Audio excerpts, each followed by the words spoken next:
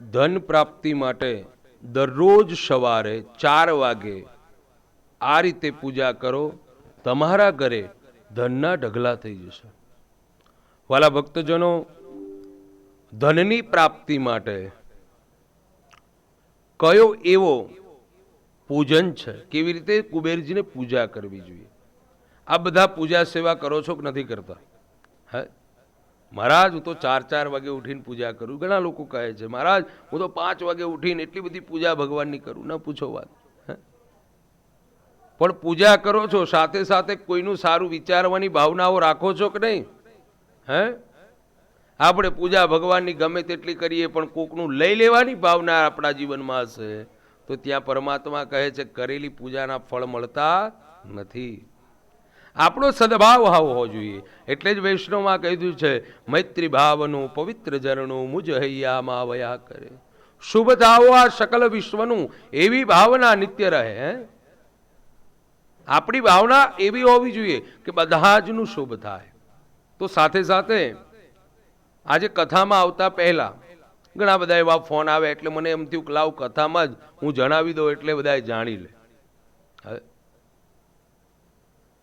તો મારા જે વિડીયોગ્રાફર અને જે ટીમ છે એમને પણ કીધું કે આ વિડીયો છે ને ખાસ કરી અને એ રીતે આપણે ચેનલમાં આપો કે જેથી કરી અને લોકો ભટકી રહ્યા છે. લક્ષ્મીજી માટે પૂજન, કુબેરજીનું પૂજન કેવી રીતે કરવું, ઘણા લોકોને ખ્યાલ નથી. પૂજા કરતા હોય પણ મહાદેવજીની કેવી રીતે પૂજા કરવી એ ખ્યાલ ન હોય. માતાજીની કેવી રીતે પૂજા કરવી એ ખ્યાલ ન હોય. નાનીમાં નાની તમારી જે પણ કાર્ય કરતા હોય, નાની ભૂલ થઈ જાય ને તો પણ સફળતાઓ અમુક જગ્યાએ નથી મળતી. આપ બધા જ જાણતા હશો, દુર્ગા સપ્તસતી ચંડીપાઠ બધા જાણો છો ને? તો એ ચંડીપાઠ એટલો ઉત્તમ ફળ આપનારો છે, પણ એક રસવઈ દીર્ઘઈની ભૂલ થાય એટલે આખું વાક્ય ફરી જાય. તો જે પ્રાપ્તિ અર્થે જે થવાનું હોય એ ફળ મળતું નથી. આપ કોઈ પણ ભગવાનની આરાધના કરતા હોય, પણ જ્યાં સુધી પૂજાની આખી તમને ખ્યાલ ન હોય ત્યાં સુધી ફળ મળતું નથી. તો આપ શ્રવણ કરો. રોજે રોજ દરરોજ 4 વાગે જાગવાનું છે. કેમ 4 વાગ્યાનો સમય લીધો? બ્રહ્મ મુહૂર્ત છે. સવારનો સમય, બ્રહ્મ મુહૂર્તના સમયમાં આપ જાગો ને તો આપણા જીવનમાં ક્યારેય પણ ધનની પ્રાપ્તિ અટકી શકતી નથી. ધનના ઢગલા થાય એ શબ્દ મેં એટલા માટે વાપર્યો છે. આપણા ઓડવા કહી ગયા છે, રાત્રે વહેલા જેસુએ, વહેલા ઉઠે વીર, ધન બુદ્ધિને બળ વધે, સુખમાં રહે શરીર. ખોટું નથી કીધું. રાત્રે વહેલા સૂઈ જતા હતા અને વહેલા ઉઠી જાય. ઘણા લોકો એવું પ્રશ્ન કરે કે મહારાજ વહેલા તો બધા બહુ ઉઠે છે, નથી ઉઠતા એ ધનવાન છે, પણ એના પુણ્યથી એ ધનવાન છે. વાલા, તમે પુણ્યનું બેલેન્સ ભેગું કરો, ધન તમને આપોઆપ મળવા આવવાનું છે. પણ આપણે ધનની પાછળ દોડીએ છીએ, પુણ્યને ભેગું નથી કરતા. અને પુણ્યને ભેગું કરવા માટે શું બતાવ્યું છે? પૂજા પાઠ વ્રત કરવા. કુબેરજીનું મંત્ર જાપ કરવો. કારણ શું? ધનના, લક્ષ્મીના કારક, ધનના પ્રાપ્તિના કારક ભગવાન કુબેરજી છે. સવારમાં આપ ઉઠો છો, તમારું દૈન્ય કર્મ જે કોઈ છે એ પતાવવાનું છે. તમારા કુળદેવી, તમારા ભગવાન, જે કોઈ ભગવાનને માનતા હોય, જે કુળદેવીને માનતા હોય, જે પણ કાર્ય કરતા હોય તો કરતું જ રહેવાનું છે. સાથે સાથે આપે આ કાર્ય કરવાનું છે દરરોજ કુબેરજીનું. તમારા ઘરમાં જો કુબેરજીની મૂર્તિ ના હોય તો કોઈ વાંધો નહીં, સંશય કરવાની જરૂર નથી. કેવી રીતે પૂજા કરીશ? બને તો કુબેરજીની મૂર્તિ કે ચિત્રમાં આપણને પ્રાપ્ત થાય, ન થાય તો પૂગી ફળ એટલે સોપારી, એક નાનકડું સ્થાપન લેવાનું છે. પીળા કલરનું સ્થાપન લેજો. પીળા કલરનું સ્થાપન રહે. હળદરવાળા ચોખા કરી. કેવા ચોખા કરવાના છે? હળદરવાળા ચોખા કરવાના છે. અને એ ચોખાથી સ્થાપનને પૂરવાનું છે. હવે અષ્ટદળ પાડવાનું છે. ચોખાની ઢગલી કરી અને આ 2 આંગળીથી આ રીતે 8 જગ્યાએ અષ્ટદળ પાડી દેવાનું છે. વચ્ચે મધ્યમાં તાંબાની ડીશમાં તમારે એ પૂગીફળને મૂકી દેવાની છે, સોપારીને મૂકી દેવાની છે. મૂર્તિ ના હોય તો તમારે આ ઘણા સમય સુધી રાખવાનું છે. તો એ આપ જે સ્થાપન કરો છો એ બને તો દરરોજ પૂજા આ રીતે કરવી. સવારમાં જાગી પહેલા દિવસ અનુષ્ઠાન શરૂ કરતા પહેલા એ સોપારીને સરસ મજાનું સ્નાન પંચામૃતથી જળથી સ્નાન કરાવી ચંદનનું કુમકુમનું સરસ મજાનું તિલક કરતા પહેલા તિલક કરી એનું આહવન કરો. રીમ કુબેરાય નમઃ હવિયામિ સ્થાપિયામિ. એ રીતે કુબેરજીનું આહવન કરી એ સોપારીને મૂકી દેવાની. તરભાણામાં વસ્ત્ર નાળાછડીનું અર્પણ કરવાનું. અનેક પ્રકારની વસ્તુઓ પુષ્પ અર્પણ કરવાના. પુષ્પ અર્પણ કર્યા પછી પૂજા પૂજી અબેલ ગુલાલ સિંદૂર હળદર છે અર્પણ કરી અને ત્યાર પછી હવે કદાચ આપણા મનમાં એમ થાય કે સ્થાપન આપણા ઘરમાં નહીં થઈ શકે તો તાંબાની ડીશમાં ચોખાની ઢગલી હળદરવાળી કરી અને એમાં પણ આપ રાખી શકો છો આપણા ભગવાનની પાસે, કોઈ વાંધો નથી. કદાચ આપણા ઘરમાં નાનકડું મંદિર હોય, ઘર નાનું હોય, આપણે ન કરી શકતા હોય તો એક તાંબાની ડીશમાં ચોખા હળદરવાળા કરી મૂકી એની ઉપર સોપારી મૂકી દેજો. એ રીતે પૂજા કરશો તો પણ ચાલશે. રોજે રોજ આ પ્રમાણે પંચામૃત અને જળથી અભિષેક કરી રોજ તિલક કરી અને કુબેરજીને પછી એ આહવન કર્યા પછી પ્રતિષ્ઠા કર્યા પછી ગુલાબનું પુષ્પની પાંખડી અથવા હળદરવાળા ચોખા અથવા આપ કુબેરજીને મંત્ર જાપ ઓમ રીમ કુબેરાય નમઃ, ઓમ રીમ કુબેરાય નમઃ, ઓમ રીમ કુબેરાય નમઃ.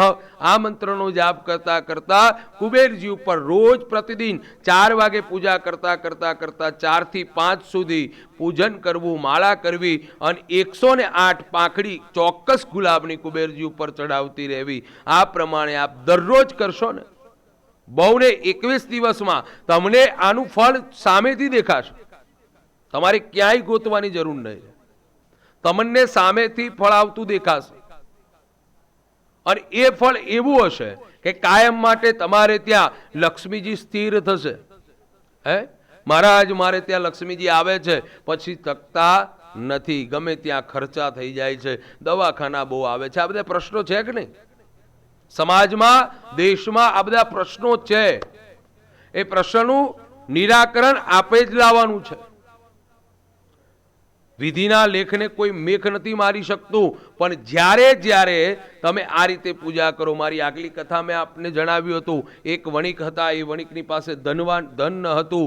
એ વણિક ભગવાનની પૂજા સેવા એટલી બધી કરે, સત્સંગમાં જાય. એક ઋષિવરની પાસે ગયા. ઋષિવરની પાસે જઈ આંખમાંથી 2 અશ્રુ વસાવ્યા અને ઋષિવરે પ્રાર્થના કરી કે હે વાલા તમારે શું જરૂર છે? અને ત્યારે કીધું કે મારે ત્યાં લક્ષ્મી નથી. અને ત્યારે એમને આંખ બંધ કરીને જોયું તો 7 પેઢી સુધી 7 જન્મ સુધી એને ત્યાં ધનની પ્રાપ્તિ ન થાય એવા કર્મ હતા.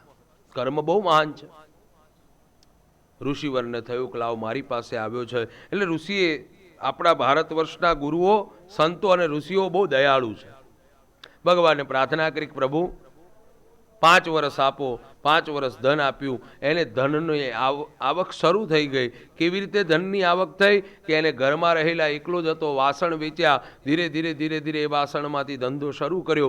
ધંધો એટલો બધો જામ્યો, એટલો બધો ધંધો સરસ ચાલે, લક્ષ્મી આવવા લાગી. અને એને વિચાર કર્યો કે જો હું પુણ્ય નહીં કરું તો મારું 5 વર્ષમાં જતું જ રહેવાનું છે.